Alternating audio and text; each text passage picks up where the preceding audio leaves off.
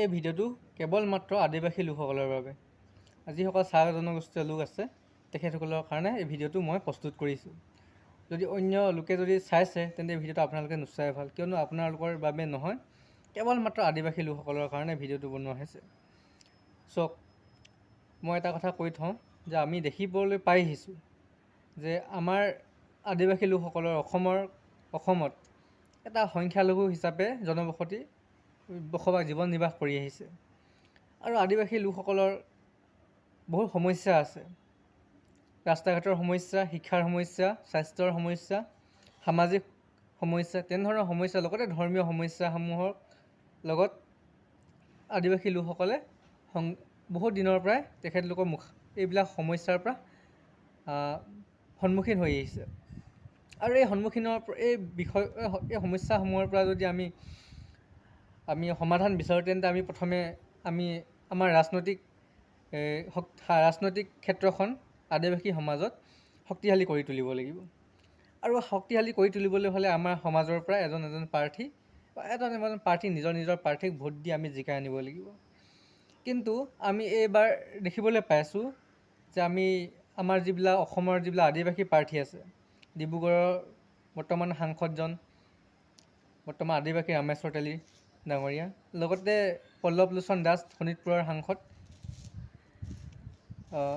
সাংসদ হয়।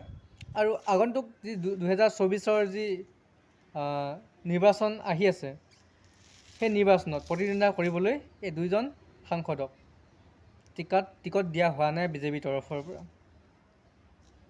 চাওক, পল্লৱ লোচন দাস ডাঙৰীয়া এসময়ত অসম বিধানসভাৰ কেবিনেট মন্ত্ৰী আছিল। তাৰ উপৰিও বৰ্তমান লোকসভাৰ সাংসদ।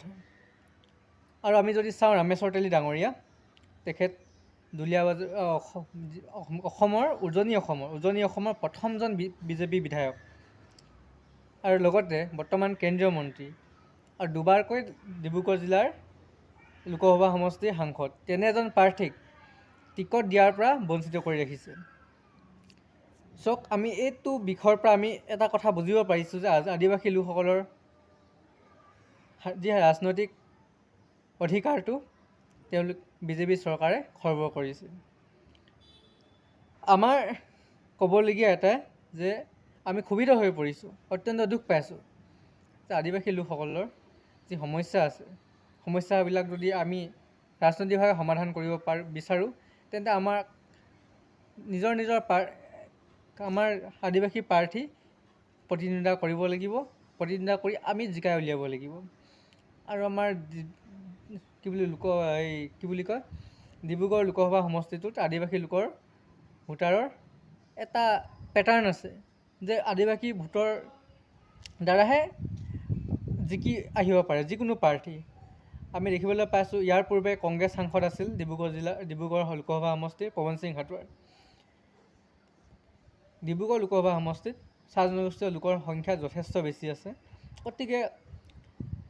গতিকে আমি যদি চাহ জনগোষ্ঠীয় লোকক আমি প্ৰাৰ্থিত্ব দিওঁ তেন্তে আমাৰ সেই ডিব্ৰুগড় লোকসভা সমষ্টিৰ পৰা আমি জিকাই আনিব পাৰোঁ। কিন্তু ইয়াৰ পিছত যদি আপোনালোকে আদিবাসী প্ৰাৰ্থীক নিদিয়ে তেন্তে যথেষ্টখিনি ক্ষতি হ'ব পাৰে, কিয়নো বৰ্তমান আদিবাসী লোকসকল যথেষ্ট ক্ষুভিত হৈ পৰিছে, দুখ পাইছে।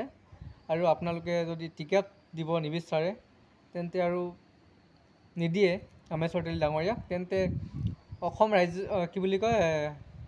কেন্দ্ৰীয় মন্ত্ৰী সৰ্বানন্দ সোণোৱালৰ ৰাজ্যসভাৰ পদটো খালী হ'ব। গতিকে তেখেত ৰামেশ্বৰ তেলী ডাঙৰীয়াক তাত প্ৰতিষ্ঠিত কৰিব পাৰিব, আপোনাৰ সংস্থাপন দিব পাৰিব।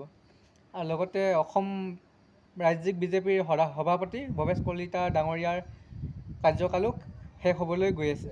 গতিকে ৰামেশ্বৰ তেলী ডাঙৰীয়া এজন জ্যেষ্ঠ বিষয়া, 25 বছৰ ধৰি বিজেপি দলৰ সেৱা আগবঢ়াই আহিছে। গতিকে ৰামেশ্বৰ তেলী ডাঙৰীয়াৰ দৰে এজন সুদক্ষ আৰু প্ৰতিভাৱান ব্যক্তিক আপোনালোকে চৰকাৰৰ গুৰু দায়িত্ব বা দলটোৰ গুৰু দায়িত্ব অৰ্পণ কৰি আদিবাসী লোকসকলৰ এই মনৰ যি কি বুলি কয়, মনৰ ভাৱ, অন্তৰত যি দুখ পাইছে সেই দুখ পোৱাটো আপোনালোকে দূৰ কৰিব পাৰে। ভিডিঅ'টো ইমানেই শেষ আছিল, বেছি দীঘলীয়া নকৰোঁ।